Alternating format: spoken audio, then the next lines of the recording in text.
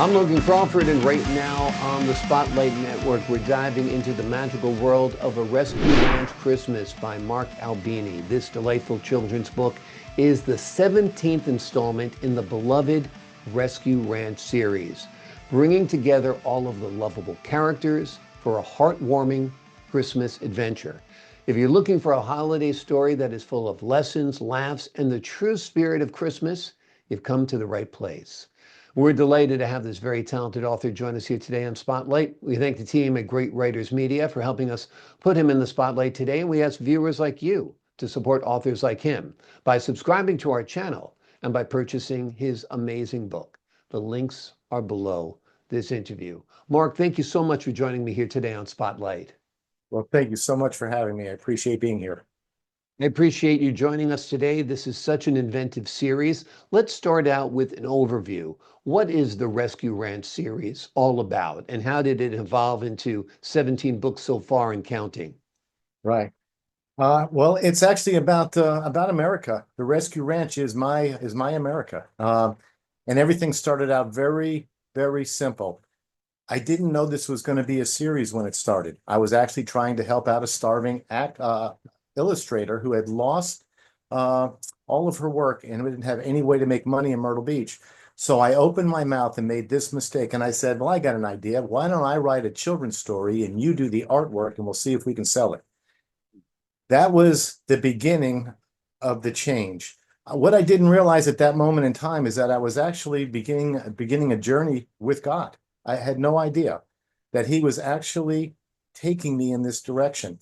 So I started to write the books to help out this girl. When she came back a week later, I said, I got great news. In this first week, I wrote 4 books for you to illustrate. And she said, well, I decided to get married. I'm moving to Colorado and I can't do it. And everything changed at that moment. And I didn't write another thing for 3 years. And then I thought maybe I can make it a 5-book series. And now here I am at 64 books. But the Rescue Ranch is simply the battle of good and evil. What you have is how it all started. An old man that used to visit a country zoo as a boy finds out the zoo is closing. So he goes out and buys a farm and he starts to rescue some of the animals from the zoo to his farm. The only thing on the farm when he bought it was a left behind horse named Howie, a barn mouse named Bobo, and what was ever in the lake, a fish, a turtle, a snake, a gator, and a frog. That's all that was there. And the first family to come was the giraffe family. But in the series, what happens is the farm animals become best friends with the zoo animals, the rescued zoo animals, as we should. It's kind of like being an American, a farm animal, a rescued zoo animal, a legal immigrant. They were invited to the farm. They were supposed to go there and live out their life. But together, as they should, they become the best of friends, and they need to because they have to defend the farm against the wild animals that live in the nearby woods that come on the farm to cause trouble. A lot like maybe possibly an illegal immigrant. So you have the setup of the battle of good and evil, and it's all about friendship, honor, teamwork, the golden rule. And each book will end up with a different moral lesson, good manners, or advice, but all good things for kids. Wonderful. And so far in the series, you have 4 books published. I have 6. 6. So you have 4, the 4, 1, 2, 3, 4 published, number 17 published. And then you have number 40 published. Is that what it is? Actually, no, actually number 5. 1, 2, 3, 4, 5. But book 40 is a mile mark in my series because after the 39th book, I found myself in a very unusual spot. In the series, I show up in book 6 as Big Ben the Bear. I'm a panda bear wearing a cop hat and a cop, the brim and the whole thing. And I keep peace on the farm between the farm animals, the rescued zoo animals, and the occasional wild animal that comes to the farm to cause trouble. And and when I did all of that, that was very simply where I thought the whole story would go. I'd have a few books and I would be the cop and make things nice on the farm. I never knew it was going to take off like it did. And I ended up with Tommy the Tiger as my deputy. He's kind of my Barney Fife, I guess you'd call it. And the two of us keep peace on the farm till book 39, when everything breaks loose. Ricky the Rabbit was bitten by Clyde the Coyote. And then Clyde teamed up with Grant the Grizzly, and they went after Mitch the Monkey. And I couldn't keep peace on the farm. So I brought the last 2 rescues from the zoo to the farm. to help me keep peace. I brought Todd, the Tasmanian Devil, our military, Army, Air Force, Navy, Marines, and Donald the Dragon, Donald Trump, to help me keep peace on the farm. Awesome. Awesome. Now, is your dragon nicely coiffed like Donald as well? Will we recognize Donald in the imagery? You won't recognize him in the imagery because he is a true Komodo dragon, kind of Okay. a thick-skinned, uh, giant gray skink. And he becomes skink of the year in one of the books. But the bottom line is he will have a glow. He'll have a veil or a shimmering over his body that makes him look kind of angelic. Wonderful. Just a thought, you could have saved him for book 47 since he's the 47th president, or book 45 since he was the 45th president. But I'm sure he'll be honored with 40, no doubt, as well. So that's a wonderful, wonderful twist. Let's go back to the beginning of the series. Book one, what's that one about? Well, book one is Jimmy the Giraffe. And Jimmy is the first rescue to come from the zoo to the farm. And he's very happy to have a new home, but surprised to find out that tomorrow's his school day. On his way to school, he meets Howie the horse, one of the left behind animals from the previous owner. And he has a quick bale of hay with Howie. He leans up against the barn and he gets his long neck dirty. And when he does, he doesn't want to go to school. He's afraid he'll be laughed at, so he plays hooky. And that's where he meets Bobo the barn mouse. Bobo becomes the voice of wisdom on the farm. And he says to him, "What is your name? And why are you here? This barn's been my home for more than a year." He says, "Well, my name is Jimmy, and I'm a giraffe, and I'm waiting for Howie to help with my bath. I don't like to get wet and don't want you to laugh, but I'd rather be a horse than I would a giraffe." And in the end, becoming a horse or pretending to be led Jimmy to think, "I'd just rather be me." Soon Jimmy grew tired of being a horse. A happy giraffe would be better, of course. So the story, the moral, be yourself. Don't try to be something you're not. And the grass may not be greener on the other side as you think it is. So that's kind of the gist of book one. But then I moved right on into book two. And that is Ricky and Bobo. And that's Ricky the rabbit and Bobo the mouse. And I just introduced Bobo in the first book. At this moment in time, I had no idea a series was being started. I had no idea where the series was going. When I write these books, I am actually channeling information out of the air. I put Mm, it down on paper and I organize it. So I mm, don't know what the ending's going to be until I write the last line. I don't even know what the next line is going to be until I write it. But in book two, a good story, two heartwarming friends, Ricky the rabbit and Bobo the mouse, sneak out of their home to go looking for food. They end up being attacked by a swarm of bees and they go in different directions and end up separated. But they reunite down by a lake and decide the quickest way home is across the water. So they made a boat out of a piece of tree bark. And I'll kind of pick it up from there. Uh, and then a small gust of wind pushed their boat on the lake, and that's when they knew they had made a mistake. Neither could swim. The water was rough. Getting home safely was going to be tough. But then a big wave washed over the bark, and poor little Bobo disappeared in the dark. Ricky was frantic, yelling, "Man overboard!" But when he didn't see Bobo, he prayed to the Lord, "Bring my friend back and don't let him die." Poor Ricky the rabbit was beginning to cry, but that's when he saw the most beautiful sight. Bobo was surfing in the evening moonlight.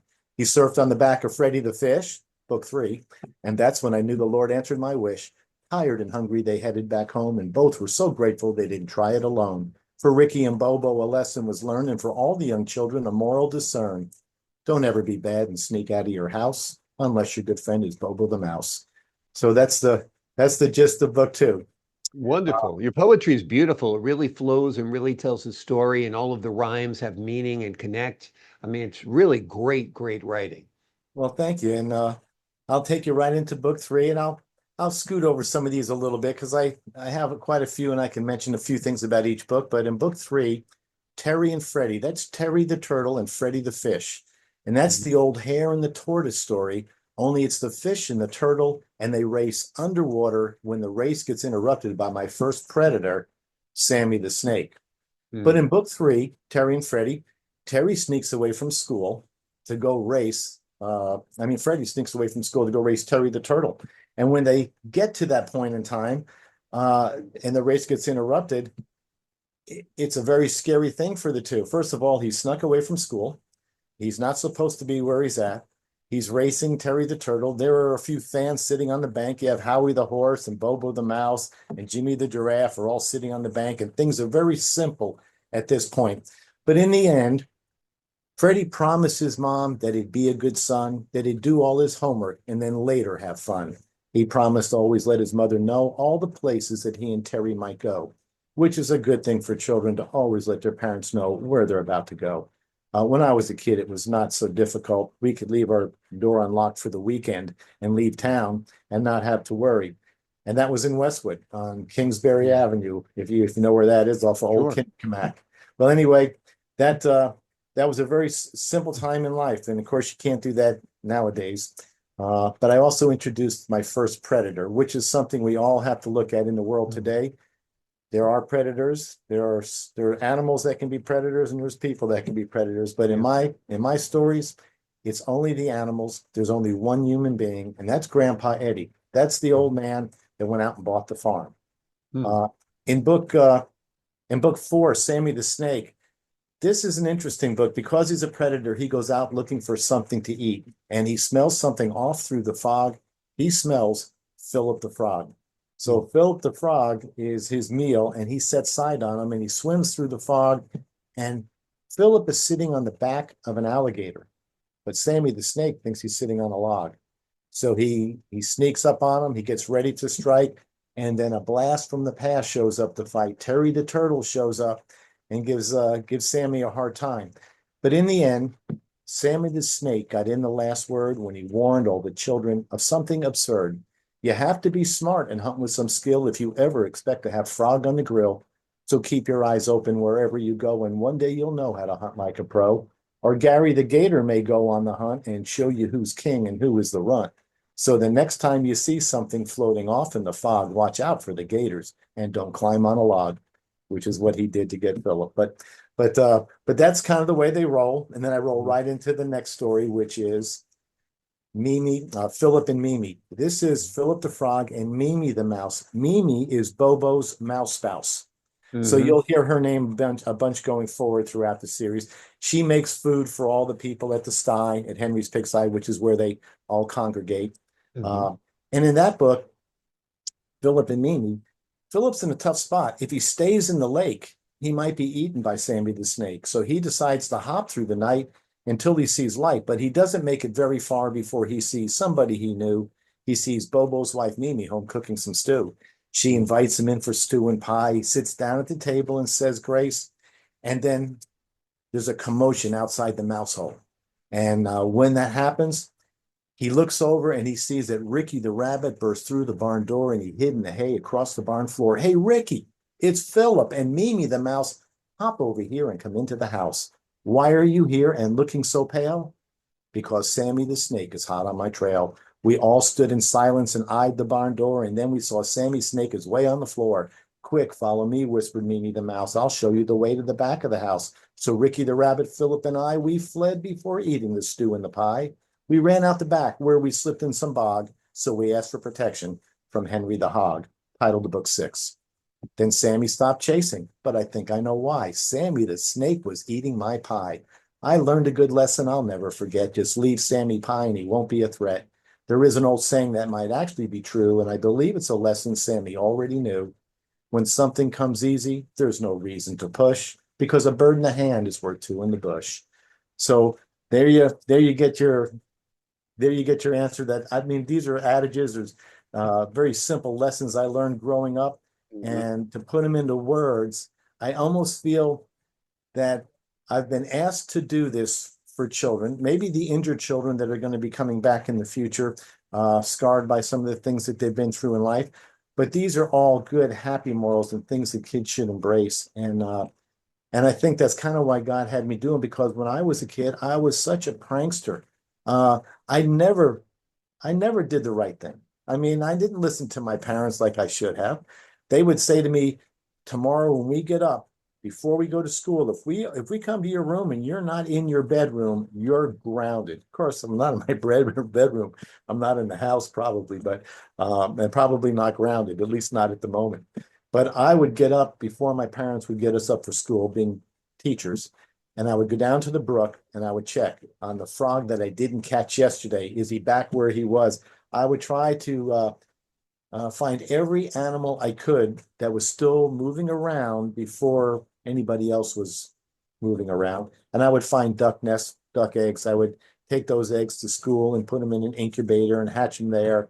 And funny story, there was a group or several boys, several families. One of them being the Travolta family. He had some cousins that had Travolta tires in Hillsdale, New Jersey, and one day I think I took the eggs off of a fallen over tree in their backyard. And the next thing I know, there were kids looking for me, and I was just a kid myself, so I had no idea what that was about. But good times and good stuff. Well, here's what happens in the stories as we go forward. The next book, I mentioned Henry the Hog. This is an interesting book because this is where I bring in three of the biggest animals from the zoo to the farm to keep peace. I bring in a lion, a tiger, and a bear. Oh my. I bring in Lucy the lion, Tommy the tiger, who becomes my deputy, and I'm Big Ben the bear. And we show up in book 6. Book 7, the title is Lucy the lion. She was the crybaby that didn't want to leave the zoo, and she got put on the truck and she was brought to the farm, and then she realized she was brought to another paradise, a beautiful place to live. So her tears dried up pretty quickly. And as she left the zoo, where she did an acrobatic act with another lion named Linus, Linus says to her, as they got separated, "Don't worry, I'll find you someday." So that's in book 7. I had no idea there would ever be a book 21 or 22, but in book 21, Linus escapes from the zoo and goes looking for Lucy on Rescue Ranch. So the stories continue. So each individual book has its own moral lesson, good manners, or advice, but all 64 books are one long story. It never stops. It's just like the next day on Rescue Ranch. Book 8 is Big Ben the bear. That's me. I'm a Big Ben the panda bear, and I show up to keep peace on the farm. Book 9, I bring in another predator. I bring in Billy the Bobcat. And he's the guy, the typical kid you knew growing up that would seek out the thrills. And he came down out of the hills looking for thrills and some food. And he got run off. Book 10. This is kind of the first time I even mentioned Grandpa Eddie, the man that bought the farm that started it all.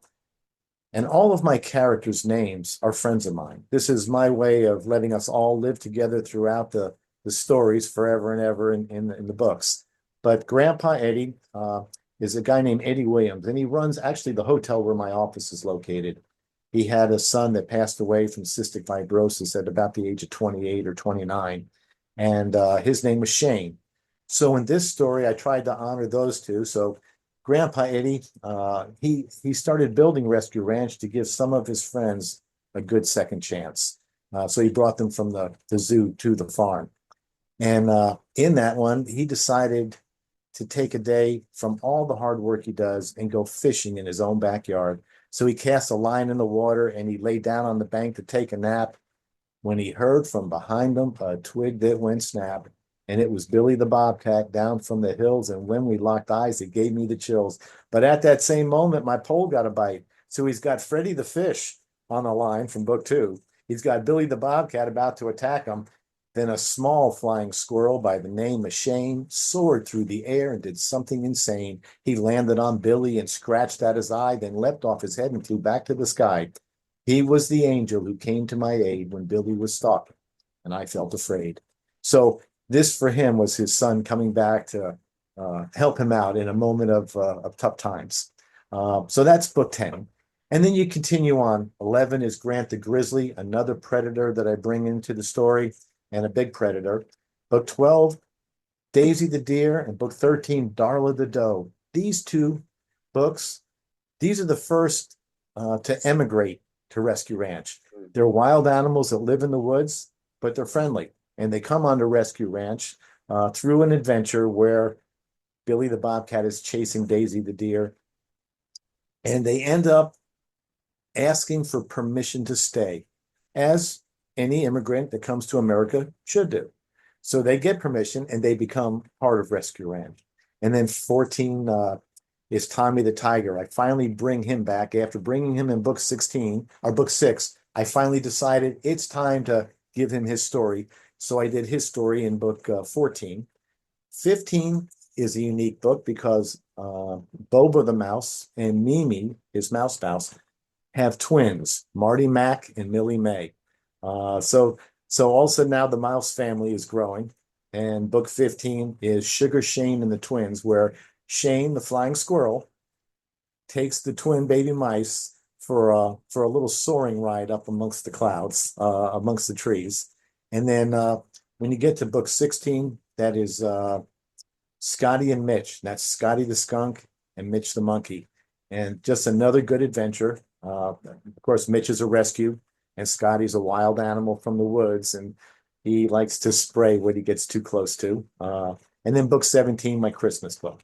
And because we're talking about that, I'll give you a little sample. The short version. I also had done this with Kate, but I'll do it here.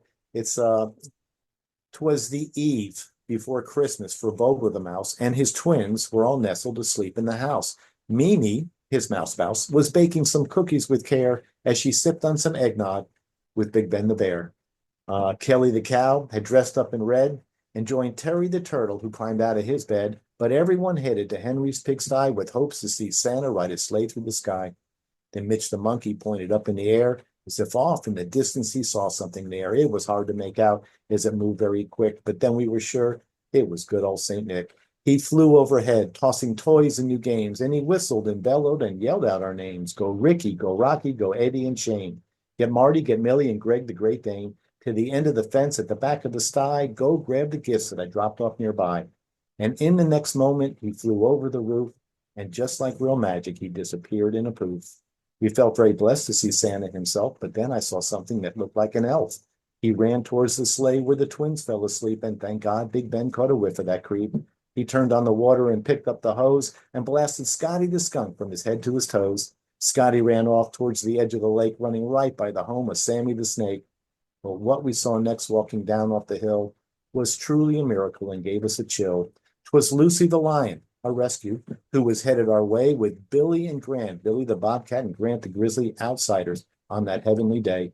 They walked down the hill past the edge of the lake, and they were joined by Scottie and Sammy the Snake.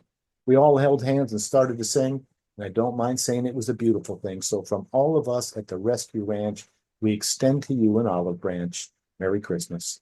So that was book 17, and I tried to include every character in the first 16 books, which I did. And that's the first time that some of the characters were mentioned by name. And there were only 30. Now, in that back book, there is a surprise. There's actually a 31st character that nobody really talks about. There's an extra mouse, and that's Mother Mary Mouse. Mother Mary Mouse flies between the zoo and the ranch, and she goes between the two in order to determine who's needed on the farm to keep peace.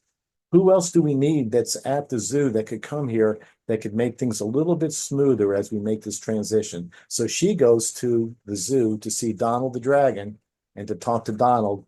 And Donald sends the characters to the farm one at a time as they're kind of needed, and probably where there's strength in numbers so we can combat the wild animals in the nearby woods. And then I went through all of these different books all the way up to book 39. And that's when things got crazy. And I think I mentioned this before, that Mitch the monkey was bitten by Clyde the coyote. And then Grant the grizzly had teamed up with Clyde the coyote, and they were going after other animals. And I just couldn't be everywhere on the farm at the same time to keep peace. So I brought the last two rescues from the zoo to the farm to help me keep peace. And that was Donald the dragon and Todd the Tasmanian devil, that little cyclone. And I'm going to do that book for you because I actually believe that this book, the timing for this book is now, because Mr. Trump has become our president again. So I name a few of the characters I've already mentioned along the way, and I may stop and interject a word or two as I do the poem or the story. But I want everybody to understand who these characters are as I go forward. And when you're hearing them for the first time, it's tough to focus on each and every one of them. So, well, anyway, here you go. Donald the dragon arrived at the farm, and though he caused fear, he also brought charm. An old country zoo where Donald was born had shut down for good with so much to mourn. He looked tougher than nails and bigger than Ben, and he scared all the locals who were there in the pen. He stepped from the truck with his grayish blue skin. Then he glowed a bit turquoise as he started to grin. Some started running because they didn't know what Donald was like when he started to glow. Bobo the mouse grabbed his twins by their ears and they ran in the barn and planned hiding for years.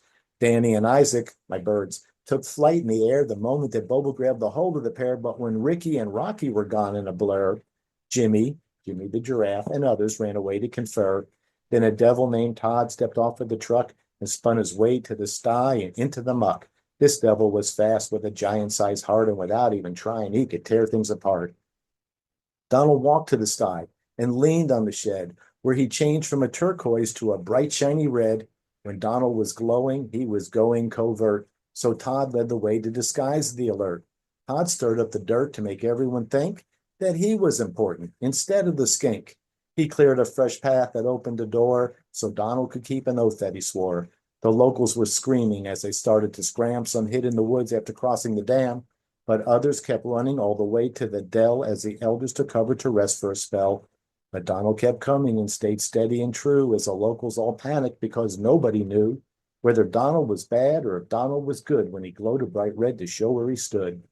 The devil and I headed straight for the dell to look at the swamp so we'd know where they dwell. And most of the locals were already there and were knee-deep in mud as they huddled in prayer. Scottie the Skunk was out and about, and when he spotted me coming, he began to freak out. He lifted his tail and sprayed a mist in the air. Then he settled back down to join the others in prayer. Sammy the snake wiggled up like a stud, praying Ricky or Rocky would be stuck in the mud. But when Billy the bobcat jumped from a branch, the splash shook the faith for those on the ranch. But what happened next was hard to predict when two more outsiders showed up, really ticked. They surrounded the locals, then tried to move in, and everyone's future began to look grim. The locals kept praying for Big Ben the bear, but this time a dragon came along with the prayer.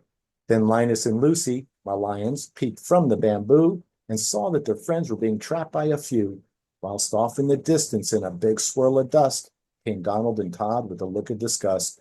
Todd put it in gear and raced to the swamp, and when Linus jumped in, the sound made a whomp. Then a rescue named Keith said, "Look over there, it's Donald the dragon, so you better beware. He's big and he's smart and he'll never back down. So you better leave now, you'll be wearing a frown. He's our friend from the zoo and he's tougher than tough. So you better get ready because it's going to get rough." Then all of the locals knew they made a mistake when they judged Donald wrong by some news that was fake. Todd entered the swamp and swirled up the mud, and to all who were there, it felt like the flood. But then the mud settled, and all were okay, except for the four evil horsemen in the mud on display. Then the wind made a whistle that had a rare pitch. 'Twas the blare of a trumpet that echoed so rich. Everyone good was up on dry land when Donald showed up with a Bible in hand. Then Big Ben and Tommy arrived on the scene and saw their friend Donald looking pretty pristine. Ben shook hands with Donald, and Tommy did too. Then they turned towards the swamp so that everyone knew that their days were numbered, and it's time to move on because all of us here want all of you gone. We all stood united to watch the four leave when Donald revealed he had a trick up his sleeve. Follow me to the sty and watch things unfold as I change Rescue Ranch from green into gold. The locals all cheered as they walked to the sty, but joy was the reason they started to cry. They said I was special, and maybe they're right. But all that I wanted is for us to unite. We'll build a big fence to let everyone see that living is best when we're living carefree. We'll tweak Rescue Ranch and repair a few dings. Then we'll let people come on the merit of things. But I needed to know where everyone stood before I made a few changes from evil to good. That's why I'm here. We are where we are. Some things on this ranch have become too bizarre. We arrived at the sty just as Bobo peeked out. Then the roar from his friends left Bobo no doubt. Donald was good, and the ranch would go on, and tomorrow would bring a new kind of dawn. Then Shane floated in, my flying squirrel, with a mouse on his back, Mother Mary Mouse. And when Bobo saw who, he nearly had an attack. Bobo's mom, Mary, had joined us this day, and the timing seemed right, so we knelt down to pray. The prayer was real simple, just honor thy word, and be thankful for normal when things get absurd. After the prayer, I had so much to say, but I started my speech with, "Today's a new day. Take a look to your left and then to your right. I promise your future is going to be bright. The forces of evil will all disappear When we all stand united to live without fear, our Rescue Ranch family will remain at the site, but we must stand our ground and be ready to fight. We'll make it bigger, then better, then safer than safe, for rescues for locals and a good, honest waif. Then the locals and rescues let out a big cheer and named Donald the Dragon Skink of the Year. So that's book 40. Awesome. Amazing. Amazing. We are out of time. You are an amazing mind that you can remember all of this, and an amazing speaker as well. I think you could do the audio version of these books very, very well. I think this lends itself to a series, no doubt. And I think you should absolutely send book 40 to our 47th president as a gift, because I think he would appreciate it. He is a dragon. He's the dragon that America needs right now, no doubt. And these are the books that America's children need, no doubt, right now. We've been looking at the Rescue Ranch series, including A Rescue Ranch Christmas. They're all written by Mark Albini. There are dozens of books in the series, and they are all delightful, and they are all highly recommended. Mark, thank you so much for joining me here today on Spotlight. Oh, thank you, Logan. It's been my pleasure. It's been a pleasure listening to your beautiful poetry and your beautiful stories and your wonderful work. To the folks at home, I'm Logan Crawford, thanking you for your time this time. Until next time on Spotlight.